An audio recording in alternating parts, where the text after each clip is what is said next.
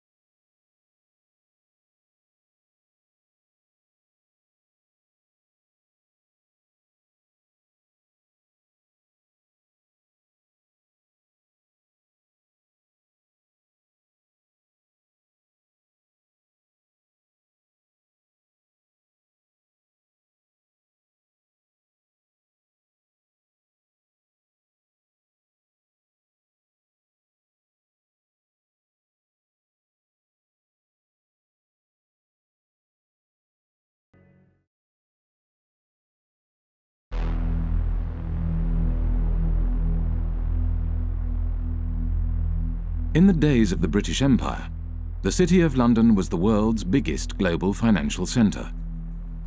The City of London was the kind of beating financial heart of the British Empire. The historians Kane and Hopkins call it the governor of the imperial engine. All these countries in the empire used to use the sterling currency, and the City of London was kind of the financier of this zone, not just inside the sterling zone, but outside the sterling zone as well. As Britain's empire declined, so too did the City of London. One British army truck is bombed, killing 2 soldiers and wounding 12. As rioting becomes daily more widespread on Cyprus, young people of high school age take an increasing part in the violence. Here, a group of girls are being dispersed after a rock-throwing battle with British military police. With the decline of empire, British commercial interests across the globe were under threat. In 1956, Egypt nationalized the Suez Canal. A new Middle East crisis arises as President Nasser of Egypt tells a wildly cheering crowd in Alexandria that Egypt has seized the internationally owned Suez Canal. France and Britain issue a 12-hour ultimatum. Within hours of its expiration, Britain's warplanes are winging their way to Egypt, and its bombers attack 5 key cities, including Cairo.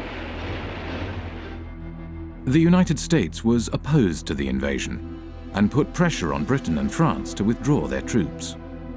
There will be no United States involvement in these present hostilities. It is our hope and intent this matter will be brought before the United Nations General Assembly. There, the opinion of the world can be brought to bear in our quest for a just end to this tormenting problem. Britain was humiliated. The Suez Crisis signified the end of Britain's role as one of the world's major powers. Following the crisis, there was a run on the sterling, on the UK pound. Some people suspect that the American government was encouraging this run on the UK pound.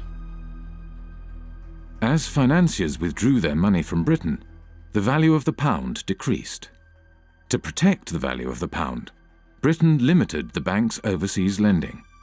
They were not able to invest abroad, and obviously they were unhappy. And we don't know exactly the context, but it's very clear that the banks or their representative made a representation to the Bank of England, which in itself was dominated by representatives from the banking industry. It seems that they have reached an agreement which was never written, that if the banks intermediated between two non-residents in a foreign currency, in that case the dollar, that this particular intermediation, this particular deal will not be considered by the Bank of England under its own jurisdiction. The banks began to create a market for dollars in London, called the London Eurodollar market. To differentiate these euro market activities from their domestic banking activities, banks kept two sets of accounts. The Bank of England, the UK regulator, declared that the London euro market accounts were not in London. They were elsewhere, and therefore it had no responsibility for regulating them. It's about providing a legal space in which you pretend activity is taking place. And the importance of that is that you pretend it's not taking place in the economy where it really is taking place. So you're taking activity from the place where it's regulated and taxed and pretending that it's happening elsewhere. Now, where doesn't really matter, it's just elsewhere. When American banks realized that London offered the ability to avoid US regulations, they moved their international operations to the city.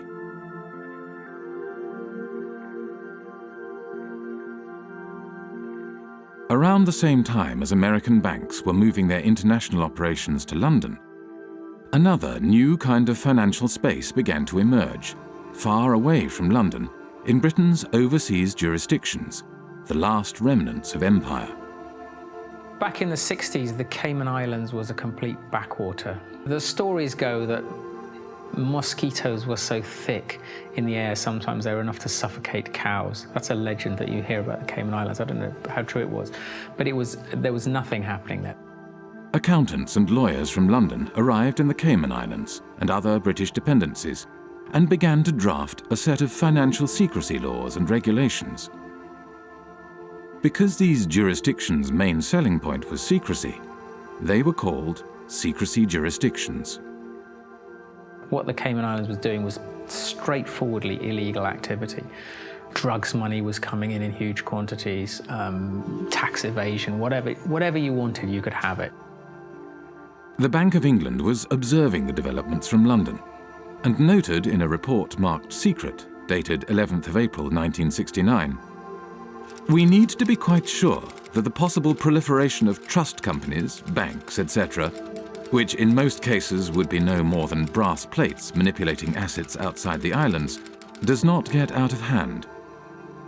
There is, of course, no objection to their providing bolt holes for non-residents, but we need to be sure that in so doing, opportunities are not created for the transfer of UK capital to the non-sterling area outside UK rules."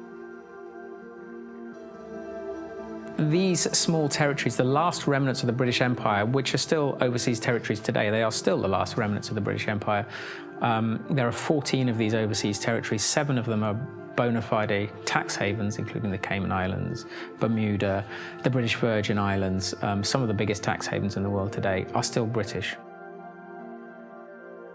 With access to large amounts of offshore money, the euro market grew rapidly. By 1980, it had reached $500 billion. By 1988, $4.8 trillion. And by 1997, nearly 90% of all international loans were made through this market. The British Empire had sunk, leaving hardly a trace behind. But the City of London adapted and survived.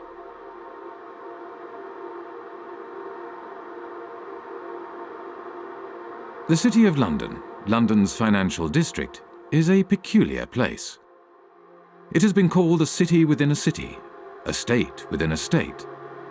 It is run by an organisation called the City of London Corporation, a private company that performs all the functions of a local council with a private police force and private courts. Those of you who aren't from the UK, some of you even who are, might not be aware just how weird a thing the little City of London is within the big London. The City of London is a separate entity to the wider London, and it has its own head, the Lord Mayor, who's distinct from the Mayor, who runs the rest of London.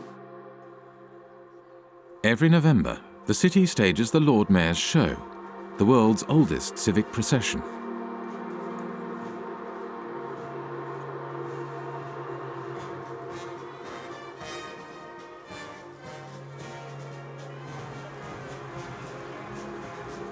The City of London has long had this curious legal status because back in 1066, when William the Conqueror came over, the city was one of the only portions of England that he failed to conquer, and he struck a deal with the city in 1067 that allowed them to continue functioning. To this day, the City of London is exempt from numerous laws that govern the rest of Britain. Its political system derives from the Middle Ages. The city's electorate is dominated not by its residents, but by the private businesses operating within the city.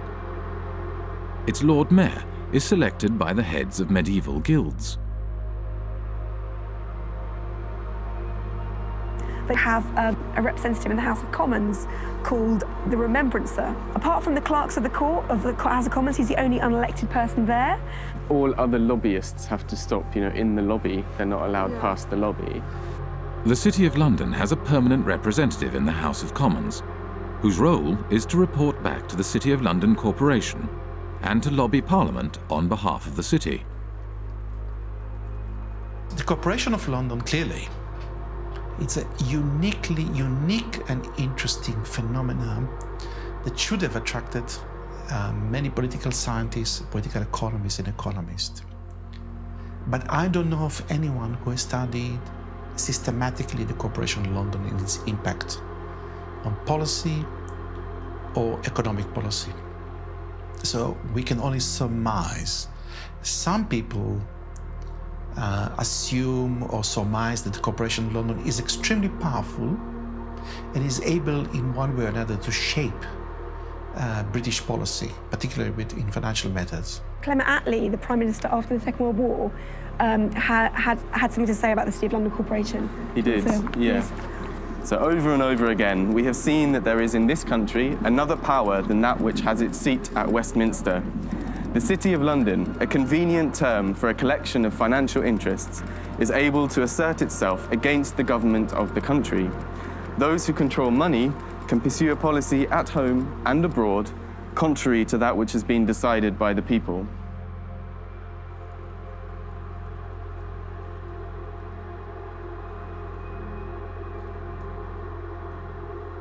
At the heart of the City of London stands the Bank of England. The Bank of England is not just a central bank, it is also a financial regulator. At the demise of empire, the Bank of England used this regulatory authority to help attract the world's banks to London. In 1972, the Bank of England issued a license to the Bank of Credit and Commerce International, which set up its head office in London. Within 10 years, BCCI grew into the 7th largest bank in the world. 10 years later, BCCI was bankrupt. The deputy director of the CIA, Richard Kerr, said late today that the CIA did use BCCI to support CIA activities overseas. But BCCI had not just collaborated with the world's intelligence services. It had also engaged in extensive financial fraud, money laundering, and terrorist financing. BCCI constituted international global crime of a level that boggles the mind. BCCI was financing terrorism. The Bank of England knew it, says the report, but instead of supervising it properly, it tried to prevent the bank's collapse. I am saying very directly that the Bank of England had sufficient information in front of it to close BCCI 15 months earlier than it did. Millions of depositors were hurt in that process. Numerous whistleblowers from BCCI had contacted the Bank of England, yet the Bank of England did nothing. The Bank of England had plenty of time to intervene and investigate, but it did not do so because the tradition at that time, which still survives, is that, well, actually, you have to just kind of send hints and talk over lunch tables with the chaps regulating other chaps, and all would be well. Robin Lee Pemberton, the governor of the Bank of England at the time of the collapse of BCCI, commented, "The present system of supervision has served the community well. If we closed down a bank every time we found an incidence of fraud, you would have rather fewer banks than we do at the moment." London was a place for banks to engage in business that was not allowed elsewhere, where senior bankers did not have to worry about the consequences of their actions. This is one of the reasons why today there are more banks in London than in any other financial centre. In Britain, nobody goes to jail. No bankers go to jail. They generally don't. They are a protected species. And that is part of the offshore business model of the UK, is to say, we will protect you, we will bring your money here, we will look after you. We're not going to put you in prison, we'll let you do what you want.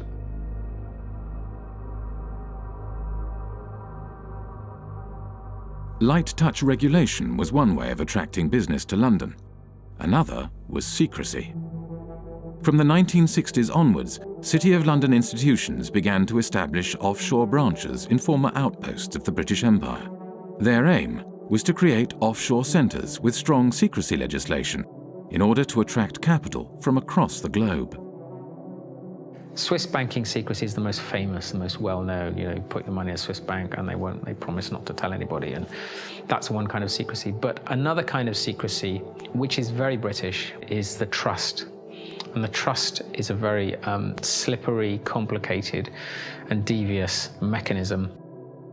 Trusts emerged, the legend has it, from the time of the Crusades, when the knights would go off and fight in foreign lands, and they would leave their assets in the care of trusted stewards. What trusts do ultimately is they play with the concept of ownership. Ownership is not such a simple thing. So the settlor, the knight in this case, would hand over the assets to someone who these days would be called a trustee. It's often a lawyer. Legally, you are separated from those assets. They're not yours anymore. There's a barrier. You can't be taxed on them. Nobody's going to find anything about your connection to these assets. In Britain's offshore jurisdictions, no qualifications are necessary to be a trustee. Anyone can set up a trust and act as a trustee. There is no registry of trusts. There are no bodies to certify that a trust has been set up. The only persons who know about the creation of this agreement are the trustee and the settlor. There's no obligation to register it. There is no financial reporting obligation of trusts. They're not required to put annual statements onto account anywhere. So actually trusts are, to all intents and purposes, invisible arrangements. Economist John Christensen was an economic advisor to the secrecy jurisdiction of Jersey for 10 years. We're not talking about a few million. We're talking now about trillions. Trillions of dollars of capital, which apparently belong to nobody. For tax purposes and for other purposes, they belong to nobody. Everything, works of arts, gold bullion, racehorses, cars, real estate, not just financial assets, but a whole load of non-financial assets belong to these trusts, sitting there belonging to nobody. Now think that one through, because we are talking about maybe as much as $50 trillion of assets sitting offshore behind these instruments. Well, the Cayman Islands are among several British overseas territories who have signed a new information exchange agreement with Britain and the rest of Europe to tackle tax evasion. The countries are now required to automatically provide details of the ownership of bank accounts and how they're used. Cayman became the first signatory last week. It's important that the Cayman Islands should be recognised as the first overseas territory to sign such an agreement with the United Kingdom. And I think this importantly reflects the constructive approach that the Cayman Islands has taken in delivering our shared objective of rooting out tax evasion. The trust lies at the core of the British secrecy model. They don't use banking secrecy. The Swiss use banking secrecy.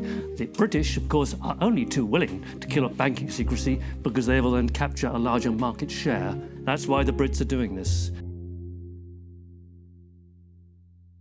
Trusts are the basic building block of Anglo-Saxon secrecy, and they form the basis from which complex offshore structures are created.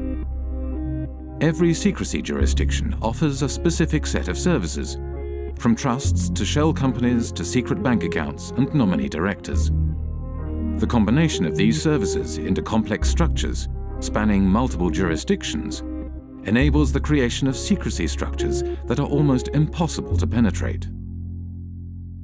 An offshore structure will often have a trust kind of sitting at the top of it. The trust will be here managing the assets, kind of controlling the assets. Underneath it, the trust will own some shell companies. Each one might be in a different jurisdiction. So you might have a trust in one jurisdiction whose trustees are somewhere else, whose beneficiaries are somewhere else, which owns offshore companies somewhere else. Each of these companies might then own assets, so that they might own, a bank account, a racehorse, a yacht, a painting, a portfolio of shares or whatever.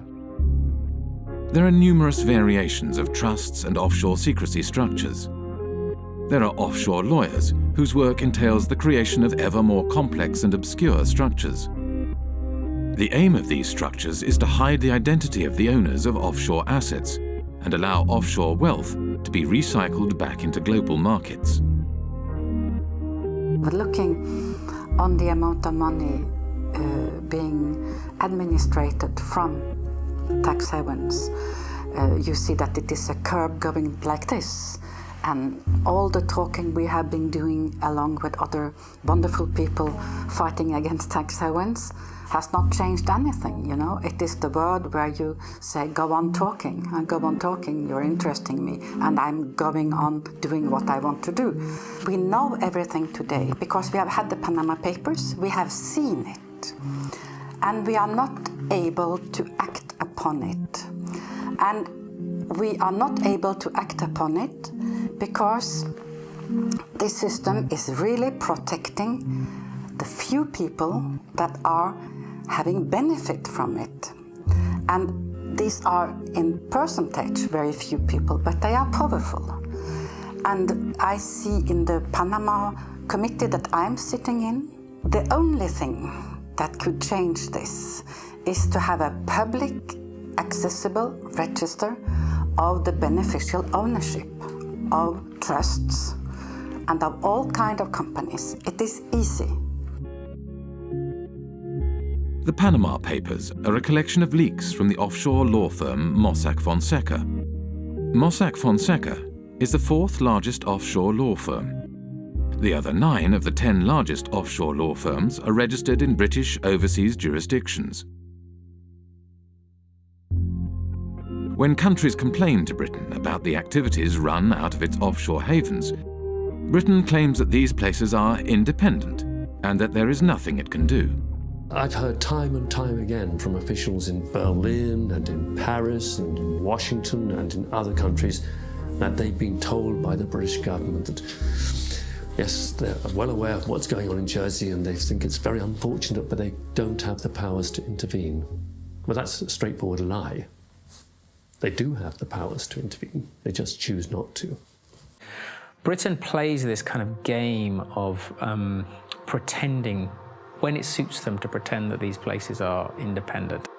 At the end of the day, Britain appoints the governor, appoints lots of senior people in these places.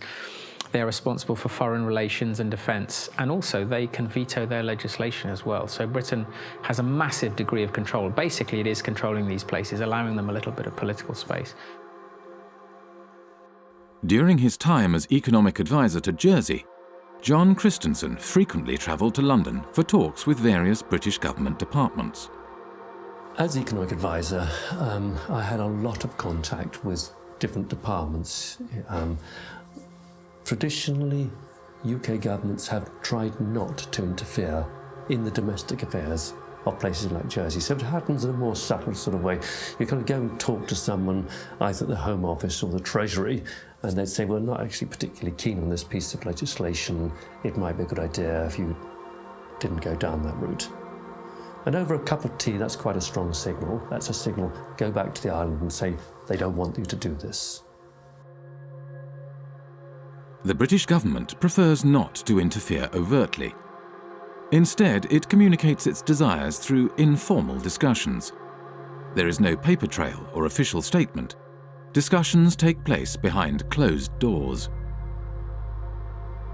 The relationship that these places have with London is very much about the British establishment and people understanding each other. I mean, anybody who is British or knows British people knows that communication between us is often very subtle, and you have to kind of know the codes when people say stuff. I mean, a lot of irony involved and a lot of kind of codified language for the British establishment that people kind of understand how it works.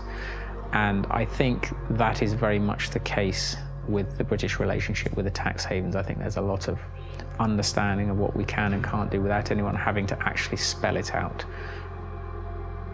By keeping its power hidden, Britain is able to claim that these jurisdictions are politically autonomous. Independence for Cayman is not on government's agenda. That's the message being sent to the UN Special Committee on Decolonization. Attorney Steve McPhail will be representing government at the UN meeting. The committee was set up to help colonies around the world on the road to independence. But Mr. McPhail says he'll be making it clear that Cayman is not ready for that transition. And that message is that the Premier, his cabinet, his party has no mandate from the people of the Cayman Islands to seek independence. That is the message that I will be carrying. When the Bahamas declared independence from Britain in 1967, the offshore bankers relocated to the Cayman Islands and continued their business from there. It was the British connection that reassured bankers and their clients that their money was safe. This British bedrock, that is what has allowed these places to become so trusted by the financial services industry and offshore finance and all these people. In reality, much of the wealth administered in Britain's offshore havens is controlled from London. The City of London, by and large, likes to do its really dirty work outside London. There might, heaven forbid, be a regulator who actually takes the job seriously and starts to prosecute them for fraud in London. So better to do the frauds offshore in Gibraltar or Jersey, where there's much less risk that a serious prosecution will ever happen. Deals are often discussed and concluded in London, but then registered offshore for tax, transparency, and regulatory purposes. What they allow the city to do is to get involved in dirty business, but then when the scandal hits, to say, well, they're kind of independent, there's nothing we can do about those places, that's not us, that's tax haven activity, and we're the city, you know, we're not involved in that kind of stuff. So it's an incredibly kind of convenient relationship. The City of London has shaped the way in which Jersey, Guernsey, and the British Overseas Territories have developed as tax havens. I see these places as the Frankensteins created by the City of London. Today, the UK is the world's largest provider of international financial services. The UK has an almost unique role in global finance. If you look at data, the kind of data that we've constructed in the Financial Secrecy Index, you can see the relative shares of each country in the global provision of financial services exports. That's financial services to non-residents. Now, there are two big centres, and everything else is quite small in comparison. The two large centres are the United States, with around 19% of the global market, and the United Kingdom and its offshore jurisdictions, which have around 25% of the global market. And if you add to that other jurisdictions, ex-colonies, but recently independent, fairly recently, by which I mean Hong Kong, Singapore, maybe even Dubai and Bahrain, and Cyprus, then you reach a figure of nearly 40%. And I think that figure represents better the position of London in the global financial market. The soldiers left, the administrators left all the colonies, but they still kept a significant degree of control over the financial flows from these former former parts of empire in the rest of the world. So you could describe it as a second empire, Britain's second empire, sort of hidden financial empire spanning large parts of the globe. At the time of the British Empire, the City of London was the world's largest global financial centre. Not only Britain's colonies, but also independent countries did their banking in London and used the empire's currency for trade and financing. As the empire declined, so too did the City of London. The establishment of the London Euro market enabled City of London banks to continue to exploit their empire-era networks and expertise, and the creation of secrecy jurisdictions gave banks access to large amounts of cheap money. International banks from across the globe set up branches in London and Britain's offshore jurisdictions in order to take advantage of this new system. This system has taken the place of the occupation, up till 62. For France, I don't know for England, but about the same time, England were physically present in India, for instance, or in other colonies. And when you look at the money flows through the tax havens, they are increasing when we withdraw from the colonies. We are still plundering developing countries as former colonial powers.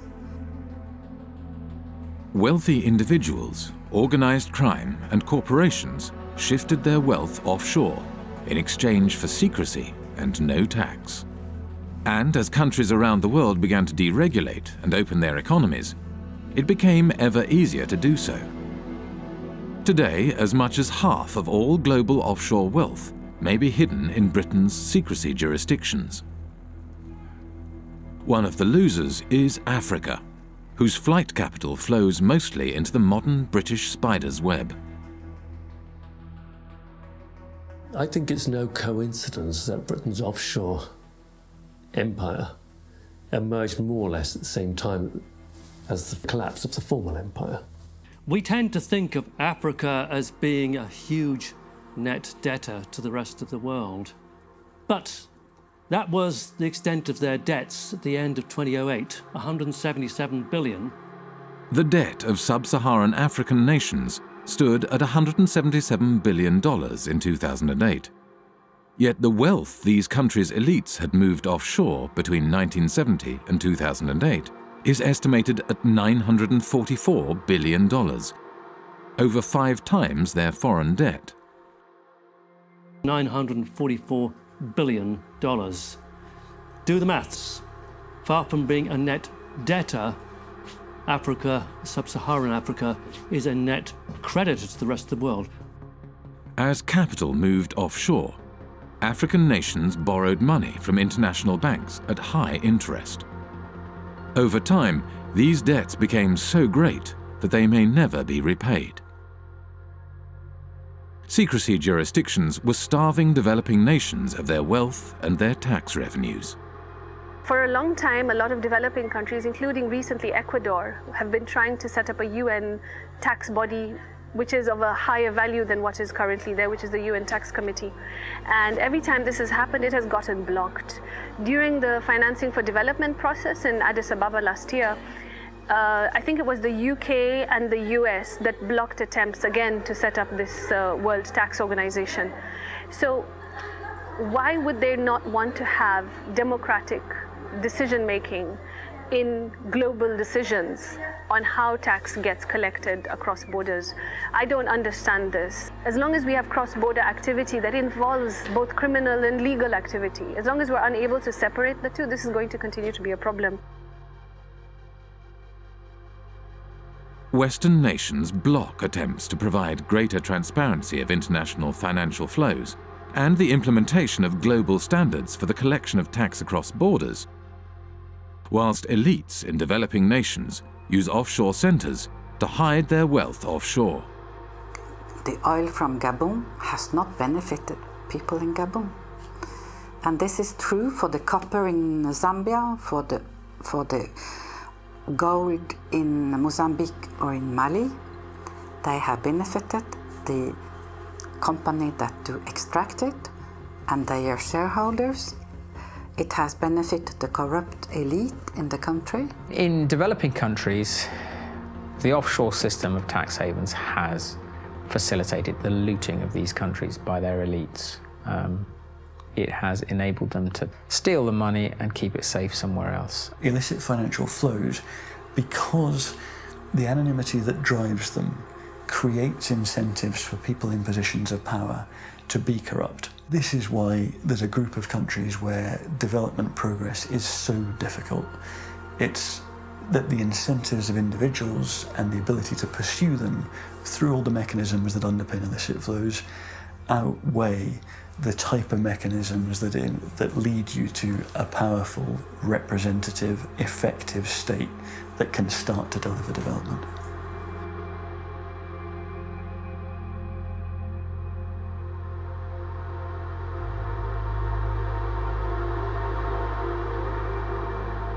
Worldwide, developing countries lose over $1 trillion every year in capital flight and tax evasion. Most of this wealth flows into large Western nations like the United States and Britain and enables their currencies to stay strong, whilst developing nations' currencies remain weak. But illicit flows into Western nations also had another unexpected side effect. The economies of the United States and Britain began to financialize. The origins of this financialization, or de-industrialization, go back to the 1960s. Anti-war demonstrators protest U.S. involvement in the Vietnam War in mass marches, rallies, and demonstrations. President Johnson, meanwhile, let it be known that the FBI is closely watching all anti-war activity. In the 1960s, U.S. economist Michael Hudson was working at Chase Manhattan Bank on Wall Street as Chase's balance of payments economist. During the 1960s, the United States balance of payments deficit was entirely a result of foreign military expenditures. Dollars were flowing out of the United States as a result of the cost of the Vietnam War. The United States attempted to prevent the dollars flowing to Vietnam from being deposited in foreign banks. The government asked Chase to set up a branch in Saigon during the Vietnam War. And as you can imagine, it didn't have windows. It was sort of a fortress. It lost money, but the government went to Chase because it said, if you don't get this money that's being thrown off by the military in Vietnam, then it's going to go into French banks. It'll get to General de Gaulle, and you know what he's going to do every month. He's going to cash it in for gold. That's what the United States was trying to stop. The US was not successful in stopping the outflow of money, so it began to hatch a different plan.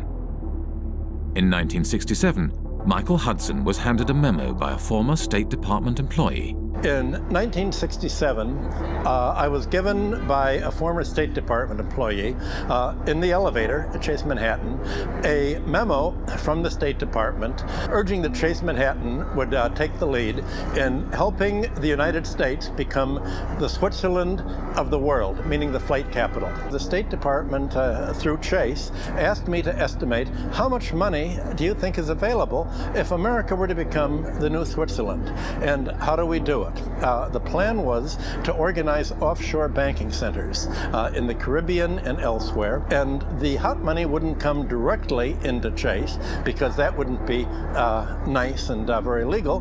What happened was that the Latin American criminals, other criminals, drug dealers, all sorts of organized crime, would put their money in the offshore Caribbean banks, and these offshore banks would then deposit the inflow in the head office.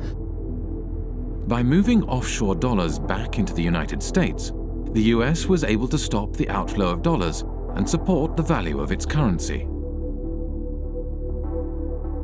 Every country looks to its foreign exchange rate.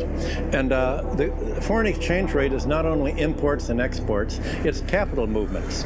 And if you look at the International Monetary Fund's monthly international financial statistics, you have sort of a steady balance of trade, a steady immigrants' remittances. What goes up and down are called errors and omissions. What the United Nations and the IMF call errors and omissions are flight capital. It's the reason that it's omitted is they don't like to really look at this.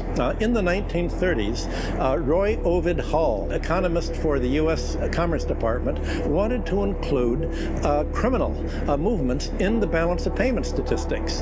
And Congress got very upset.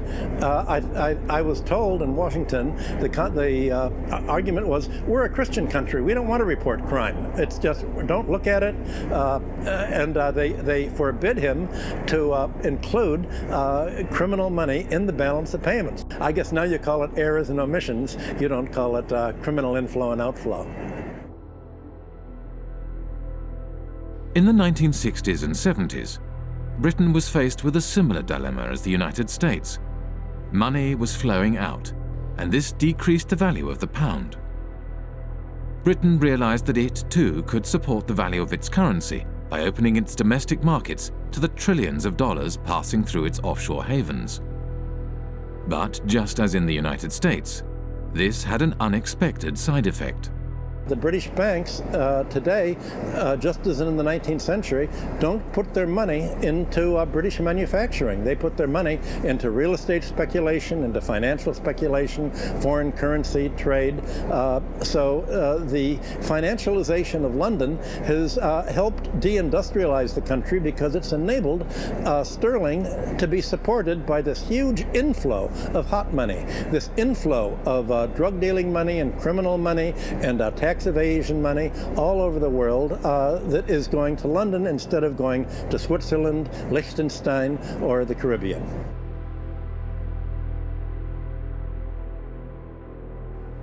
With the silent backing of the United States, Britain's offshore havens grew rapidly, and before long, the offshore system developed into the world's dominant international financial market. Few were aware how this market functioned. In 1986, economist John Christensen went offshore to investigate. He applied for a position at the Jersey office of one of the world's major accounting firms. But Deloitte & Touche, I was working in what's called company and trust administration, straightforward offshore stuff. I went offshore specifically to work in that area because that's where you're dealing with the offshore companies, the shell companies, the offshore trusts, and you're administering them. That way I could see from working inside a big global accounting firm exactly what the clients were doing. I had complete access to all the client files. And over the course of my period of working with Deloitte & Touche, I investigated over 100 of their clients offshore, and this is what I found.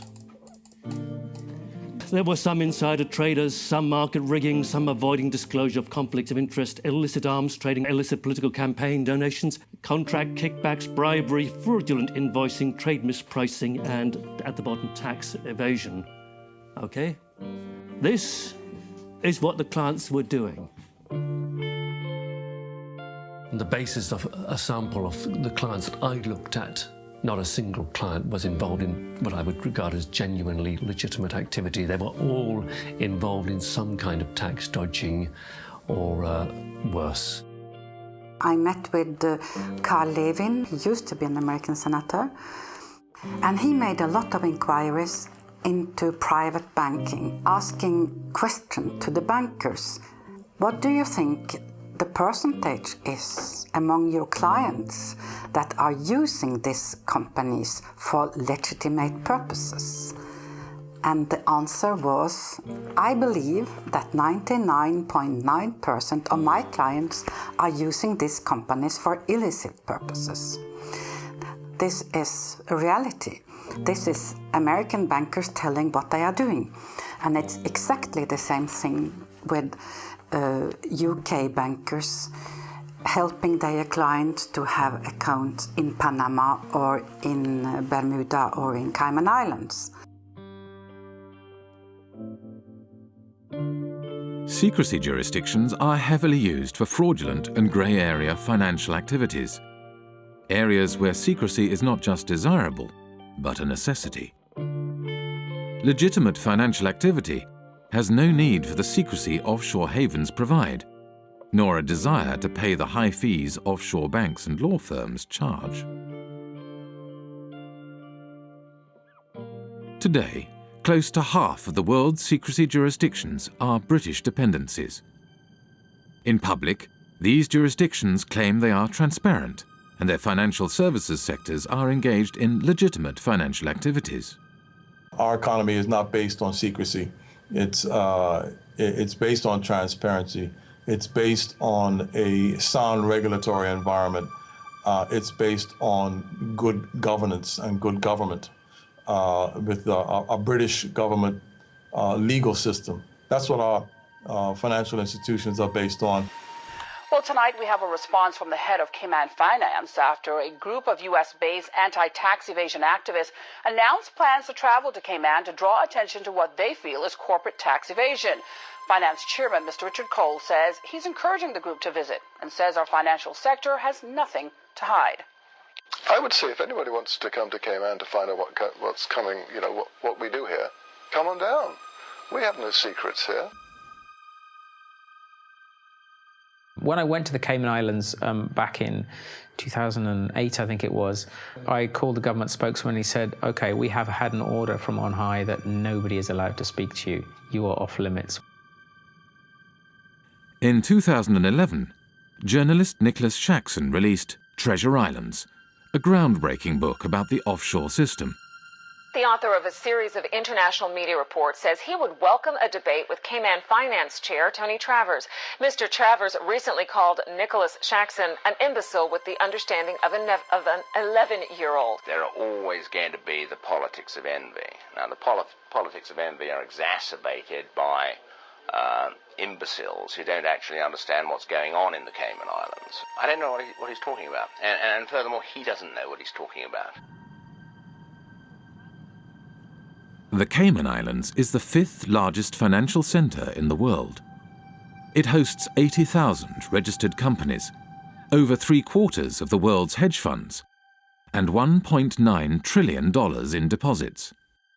It has a population of 60,000, roughly equivalent to New York's homeless population. A strange mixture of characters populate the offshore world. British ex-public schoolboys, members of the world's intelligence services, global criminals, assorted lords and ladies, and bankers galore. With so much at stake for so many wealthy and powerful individuals, it may come as no surprise that Britain's offshore havens have developed their own curious mechanisms to prevent information from leaking out. For many people who work offshore and who don't like what they're doing, it's very hard indeed to dissent, because they will be attacked personally with a degree of viciousness which is quite extraordinary. Most of the time the instruments of suppression are relatively sophisticated. You won't get promotion by doing this, or your family won't like it. It's not generally, let's slam them in prison. That's far too crude. We are talking about very substantially, the establishment, the British establishment in these cases. The mechanisms are very, very subtle. Sort of ostracism is one way of doing it. These peculiar mechanisms for, if someone tries to blow the whistle, you find all sorts of methods that aren't the most, just fire them, you give them far too much work to do, you steer them in a different direction. One person who is intimately familiar with how suppression works offshore is former Jersey Senator and Health Minister Stuart Sivray. In 2009, he leaked a report on a rogue nurse suspected of killing patients at Jersey's hospital. It all came to a head during a state's debate on Tuesday the 10th of March. Senator Stuart Sivray brought the sitting to a standstill, claiming Senator Jimmy Pershard had sworn at him and told him to go and top himself. Senator Pershard denied the claim, saying, "I absolutely refute that." But less than a week later, he was forced to admit he had lied. Senator Pershard has now admitted that on another occasion he did tell Senator Stuart Sivray to go and do everyone a favour and slit his wrists. I was arrested at my house one morning by 6 plainclothes police officers. There were another 2 specialist data search police officers on hand, and also another 2 police officers in full body armour of one of those battering rams they kind of use in drugs raids. So 10 police officers descended on me without a search warrant. The property was turned over from top to bottom. All of the computers were seized and searched. All kinds of private constituency data was stolen by the police. Shortly after we began filming, a police officer exited the police station. As he hurried past, he grinned at the camera. The officer was on his way to test the sirens on his motorbike, which he did at intervals throughout much of the remainder of the interview. When it came to prosecuting me, Stuart Sivray was prosecuted under the data protection law. Now, when the authorities were prosecuting me, I claimed that this was a legitimate public interest disclosure defence. And I, with an expert witness, was able to produce a set of reports that effectively destroyed the prosecution case. In reaction to this, the magistrates ruled that Stuart Sivray's defence case, that he had leaked the report in the public interest, would no longer be admissible, but continued to prosecute him all the same, without a defence case. Over the past 7 years, Stuart Sivray has been repeatedly taken to court and imprisoned 3 times. He does not know when or if the persecution will end, nor does he know when he will find himself behind bars again.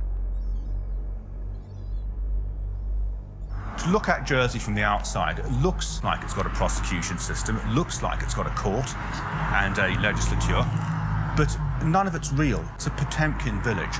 None of these systems in Jersey meet the tests of being objective or actually functioning properly.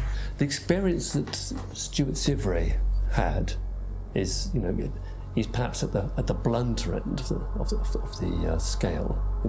He was simply suppressed and taken to court on trumped-up charges. So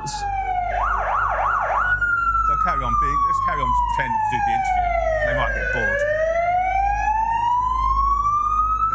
This is the kind of how oppression happens in Jersey. You see, all kinds of little things get done to harass people. Even they don't often go to the kind of extremes that they did against me in terms of actually arresting me and putting me in prison. But the authorities use all kinds of other lesser little methods to interfere with people, kind of sabotage things, obstruct people, make life difficult for people. If you annoy the establishment in Jersey, you won't get a job here. Your children won't get decent jobs. That's kind of how it works. I went to Jersey in March 2009 with Nick Shackson. About 24 hours after we arrived in Jersey, we were there for several days. Nick said, have you noticed that we're being followed? Ever since we arrived at the airport, we've been followed. He said, don't look now, but we're being followed now. Turns out he was quite correct. We were being followed. And I found that very disturbing indeed.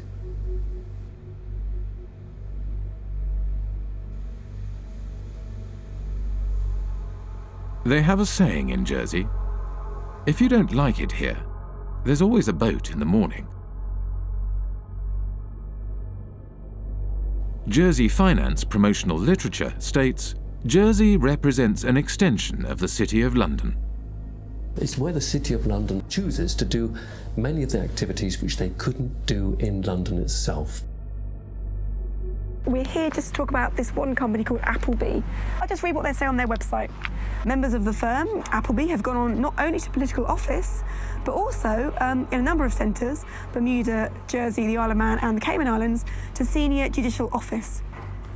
So essentially, they're boasting of the fact that their staff and their partners have a real interchange between the people that are in power in these offshore financial centres. The same lawyers and accountants who set up and administer offshore trusts also occupy senior political positions. In Britain's offshore world, most politicians are in business. They lobby for business and promote business interests. They draft, refine, and pass legislation. Politicians sit on the boards of the companies they are supposed to regulate. There is no place for dirty money in Britain. Indeed, there should be no place for dirty money anywhere. The challenge I'm laying down for every country today is to root out the rot of corruption, to ensure transparency over what your own companies are doing, require transparency for foreign companies in your country too, and work with us to spread this approach to transparency around the world. In public, British politicians claim they are cracking down on secrecy jurisdictions and corruption. But in practice, they do the opposite. When I talk to politicians in Brussels, they say that they've had more lobbyists from London, and including politicians, come to them to protect the City of London's interests than they've had from every other European member state combined, which gives you some idea of the extent to which British politicians see themselves as essentially lobbyists for the City of London. We begin with our big story. Cayman's efforts to ensure transparency in its financial services sector is being recognised by the international community. Earlier this week, the UK's Prime Minister David Cameron told Parliament that the tax haven label placed on its crown dependencies and overseas territories is unfair. Many British politicians have personal and business ties with the City of London and British secrecy jurisdictions. Former British Prime Minister David Cameron's father, Ian Cameron, was an expert in offshore funds and was involved in offshore trusts from the 1980s onwards. At this courthouse behind me here in St Helier, we found this. It's a document called a grant of probate, and it's attached to the English will of none other than Ian Cameron, David Cameron's father. Say hello to Mum and Dad. Hi, Bar, how are you? Good to see you. Ian Cameron was certainly a wealthy man. In 2009, his personal fortune was estimated by researchers for the Sunday Times Rich List at £10 million. Yet when Ian Cameron died in 2010, his estate was much smaller than might be expected, just £2.7 million. In many cases, it's the politicians and their cronies and their families and so on, and the business people who sponsor the political parties, who are using these offshore services themselves. So they've got no personal interest in closing it down. If they wanted to close it down, they could do it tomorrow. The fact of the matter is they don't want to do it because they themselves are complicit with the process. If you come from the same kind of background, you know the right people, then all the kind of legal niceties will often fall away. You can get away with doing all sorts of things that they wouldn't just let any old person, you know, if you came knocking on the door saying, can you set up an offshore company to do this, they'd tell you to get lost. But if you're part of the networks, you can do these kinds of things. So that's a very important part of the whole system. Upper class British public school kind of establishment that has been there since, you know, for centuries. The British establishment, an old boys' network of privileged elites, had carved out a lucrative niche for themselves in the offshore world after the demise of empire. They transformed themselves from administrators of empire into financial handlers for the global elite and multinational corporations. As more money flowed offshore, societies around the globe began to feel the impact of the offshore world. The reality is not what you believe, that your prime minister has the power to decide on the future of your country. The power is hidden here. We have country after country around the world where the lack of financial transparency about taxation, about ownership, about corruption has undermined the extent to which governments deliver representative policymaking for their citizens. You know, we have extreme cases like the hiding of tax evasion by people in finance ministries in Greece, in France. But we also have this system that in general is geared towards anonymous company ownership, the anonymous ownership of properties across London, of half of the land in Scotland. You know, do we really think there's any circumstances in which governments work better, in which markets work better, in which the distribution of income and assets is better, when we allow so much to be hidden? Who wants to not know who you're doing business with? Who wants their government to have people working for it, or to be led by people whose assets are hidden, whose financial transactions are conducted anonymously offshore? You know, this is a bad direction for the world. We need the citizens to understand what is happening, that they are the ones who is carrying the burden, and that some individuals having the power are exonerating themselves. Ordinary people are paying taxes, rich people are not. So this is inequality, and it is leading up to populism, because it shows so clearly that the people today leading the world are not able to take care of the interest of ordinary people.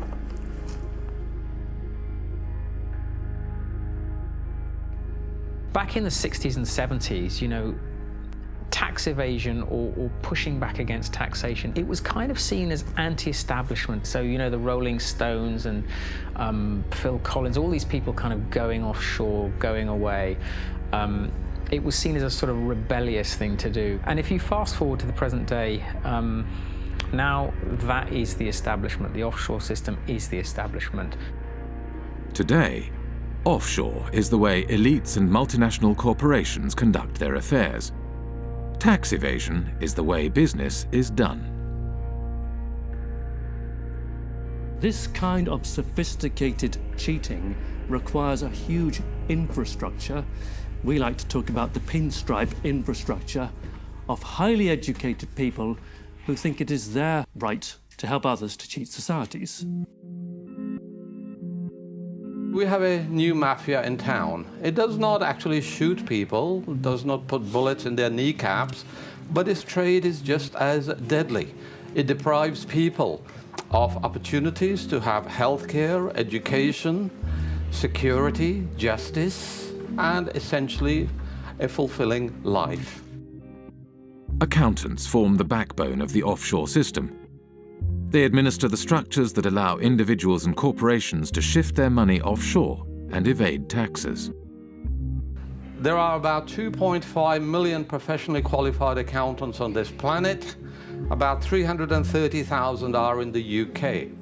Well-known people, well-dressed, well-fed, highly paid, are sitting in city centre offices, and they are paid to dream up tax avoidance schemes for individuals and for corporations. We can all elect a government which says, vote for us, we will give you better healthcare, better education, better security. And next day accountants say, sorry about that folks, you elected this government, but we actually got a tax avoidance scheme, and the Amazons and the Googles and Microsofts won't be paying any taxes in your jurisdiction. Too bad you voted for it, but actually you're going to get something else. So it's a crazy world that part of the business model at big accountancy firms is how to deny public the services by erosion of tax revenues. And these firms are then rewarded with government-funded contracts, and the same firms are then advising local governments and the central governments, and the same firms then report on the company accounts and tell us all is well. When I argue this with a Pricewaterhouse partner in a face-to-face debate, he said, Professor Sicker, you never give us credit for anything. We generate millions of dollars of revenues, and we have lots and lots of satisfied clients. What is your problem? And my response was very simple, that's the language of drug pushers and pimps.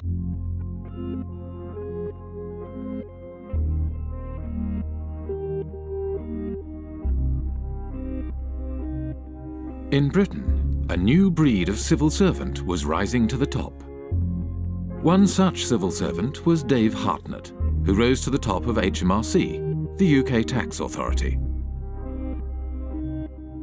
Dave Hartnett had a new way of collecting tax. Deals would be negotiated on an individual basis, behind closed doors.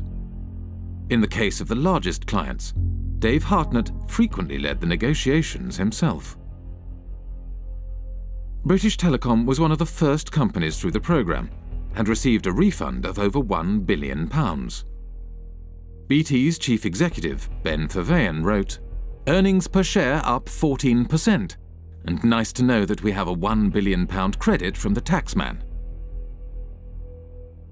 Dave Hartnett claimed this approach was more efficient. Litigation in the courts is really phenomenally expensive in this day and age all over the world, and I think is to be avoided where possible. And the art is to persuade people to pay by strength of argument and the like.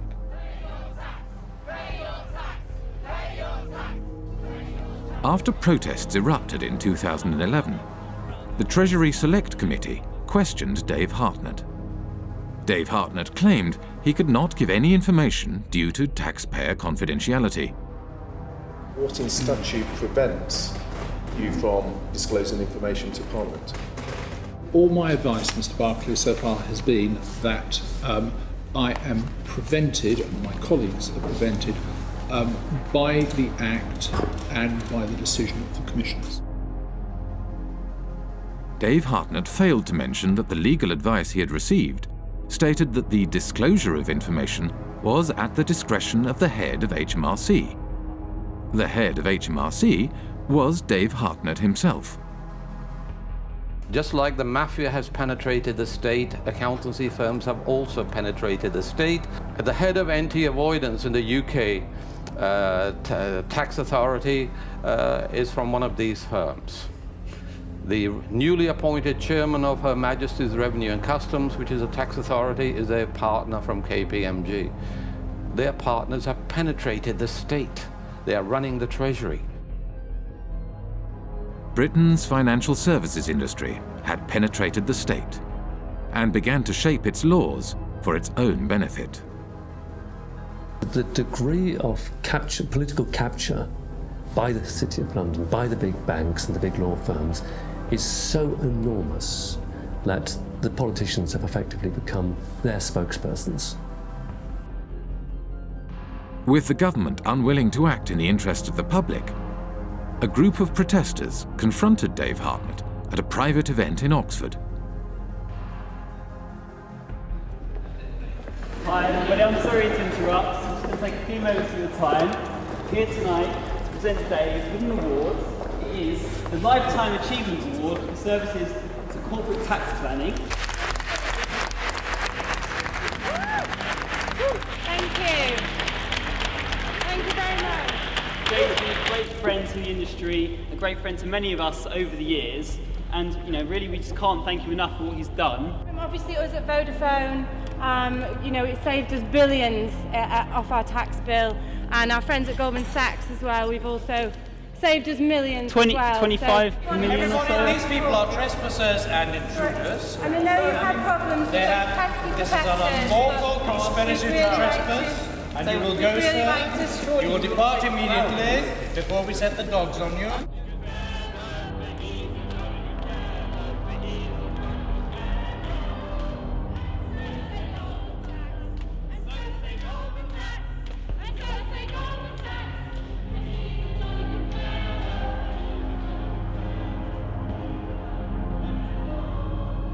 Go.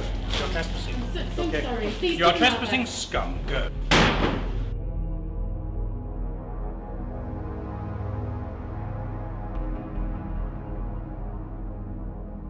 After his retirement, Dave Hartnett moved to the private sector. One of his positions was at accountancy firm Deloitte, where he advises foreign governments on corporate taxation.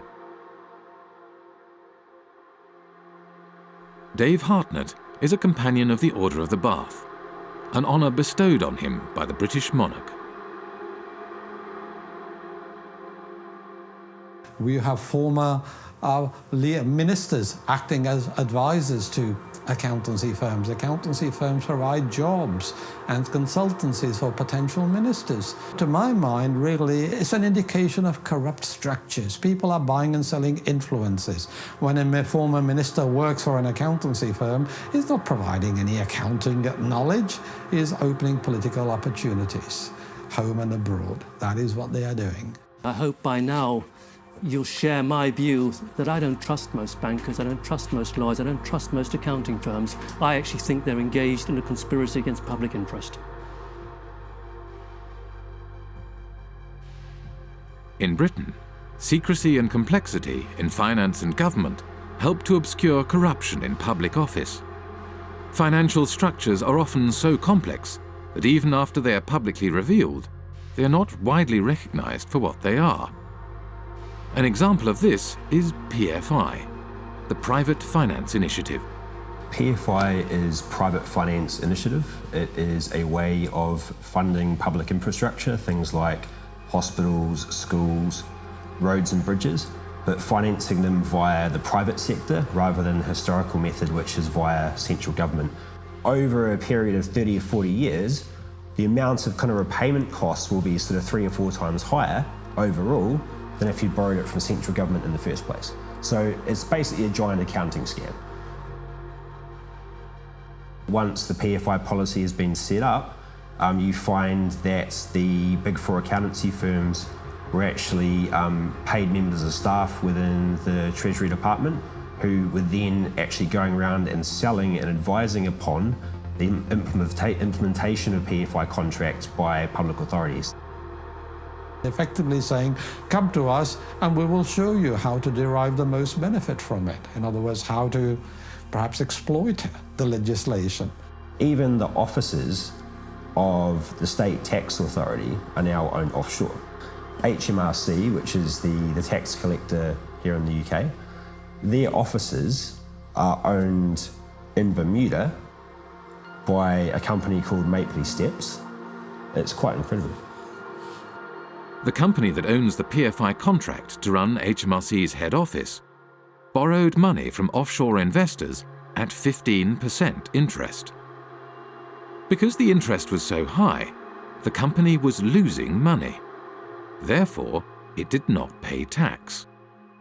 In 2011, HMRC could not prove that any PFI company was paying any tax in the UK.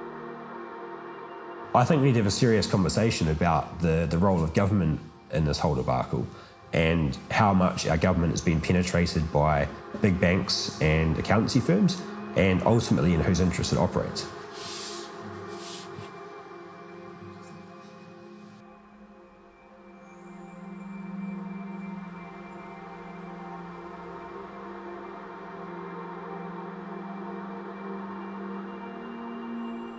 The reason we were protesting outside the Africa PPP conference is that we wanted to make sure that citizens back in Africa should hear about the fact that such policies have been a complete failure here in the UK. We know that these products are not being marketed to African countries in their own best interests. Their only motivation is to spread the reach of financial services into new markets. It's all being promoted in the interest of the City of London. What you're seeing is basically a second form of colonialisation. You've had initially occupation, resource extraction, and through that process, countries like Britain, which have had a large offshore empire, have developed significant networks, and now those networks are being used to promote and exploit financial services